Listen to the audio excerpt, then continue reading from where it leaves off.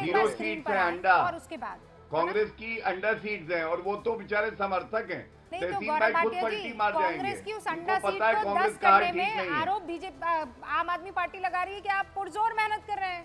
उस अंडे के आगे एक लगाने वाली मेहनत तो आप कर रहे हैं। कांग्रेस को कोई नुकसान नहीं होगा इस बार भी।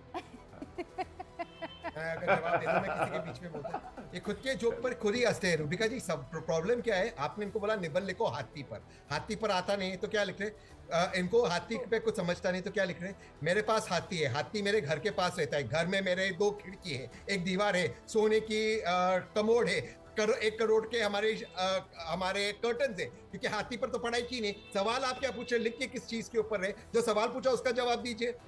दूसरों पर कमेंट्री दे रहे मेरे भाई ऋतुराज जी। हो गया, आप इनको ज्यादा समय मत दीजिए, इनका कोई स्टेक नहीं है दिल्ली में। नहीं पर आप थोड़ा ही बताइए क्या बात कर रहे हैं। इसलिए अब आए थे, अब मैं सच्चा, इसलिए अब आए थे कि गठबंधन करो, इसलिए हाथ जोड़कर आए थे भाई। अब मैं मुंह खोलूंगा या दीपक भाई बैठे हमारे पत्रकार है, 2017 को आपके 2 सबसे बड़े वरिष्ठ नेताओं को मैं तहसीन पुनावाला ले गया था अहमद पटेल जी के पास, इसलिए आए थे हाथ जोड़कर कि गठबंधन करो भाई।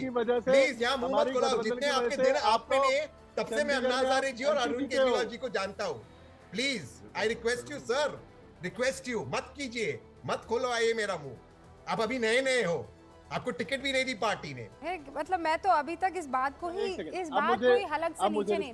ये बात सच है यार रूबिका जी। अहमद स्वर्गवासी अहमद पटेल जी के पास मैं ले गया था, इनके 2 सबसे बड़े देखिए छेड़ा आपने था और इसीलिए अब मुझे जवाब दे दीजिए। आपने कहा इनको ज्यादा टाइम मत दीजिए, तो फिर उन्होंने याद दिलाया आपको 2017। अब मैं आऊं आपके पास ऋतुराज जी, आऊं की मीटिंग, उससे पहले Deepak, I'll give you enough time sir. Deepak ji माफी एक तो कि मैं इतनी देर में आपके पास आई हूँ। आपने देख लिया ना कि जब चुनाव लड़े होते हैं तमाम पार्टियों के नेता तो कुछ यही होता है। आप तो खुद एक वरिष्ठ पत्रकार हैं, लेकिन सवाल ये है कि देखिए रामायण पर बयान तो बड़े बड़े एक दूसरे की तरफ से दिए जा रहे हैं, लेकिन असल मुद्दा ये भी जानते हैं कि किसने काम किया नहीं किया, इसी पर जनता आज आंकने वाली है।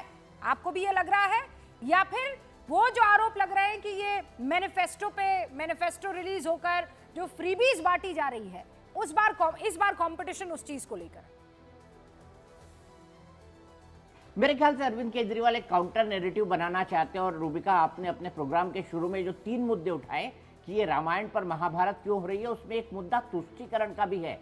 देखिए, आप अरविंद केजरीवाल की राजनीति को समझिए, उन्हें हिंदुओं के वोट भी चाहिए, मुसलमानों के वोट भी चाहिए। बीजेपी की ऐसी पार्टी है जो बहुत अच्छी तरह जानती है कि दिल्ली में कम से कम उसको मुसलमान वोट नहीं देंगे। हाल ही के दिनों में जो मुद्दे उठे उसमें जहांगीराबाद का दंगा प्रमुख रूप से आया, कांग्रेस ने इसको उठाया।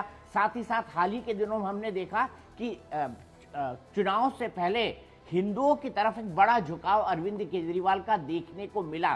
तो क्या वो ये नहीं, क्या उनकी जुबान फिसली है, क्या जानबूझ के वो ये नैरेटिव बनाने की कोशिश कर रहे हैं, और क्या वो ये एक समुदाय विशेष को बताना चाहते हैं, मुसलमानों को बताना चाहते हैं कि भाई वही मैं पुराना हूं, मैं बदला नहीं हूं। मुझे नहीं पता कि अरविंद केजरीवाल की जुबान फिसली या नहीं फिसली, मुझे नहीं पता उन्होंने जानबूझकर ये बयान दिया या नहीं दिया, लेकिन मैं इतना जरूर जानता हूं अरविंद केजरीवाल बोलने से पहले बहुत बार सोचते हैं।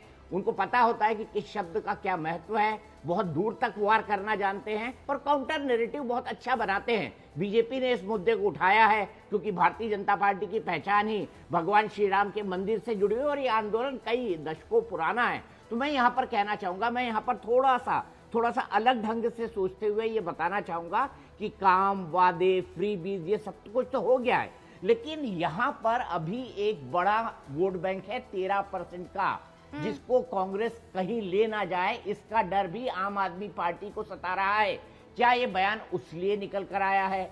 क्या केजरीवाल राइट के बहुत नजदीक हो गए? क्या केजरीवाल इंडिया गठबंधन के इकलौते नेता हैं जो भगवान श्री राम के मंदिर में दर्शन के लिए पहुंच गए? पहले उनका उस पर स्टैंड क्या था, आज उनका उस पर स्टैंड क्या है? तो रूबिका, हमको कई चीजों को देखना होगा अरविंद केजरीवाल के इस बयान के संदर्भ को समझने के लिए। और अरविंद, अपनी बात कहना चाहता हूँ, मैं सिर्फ एक लाइन और कहना चाहता हूँ, और अरविंद केजरीवाल ने इस बात के लिए माफी नहीं मांगी। ओके।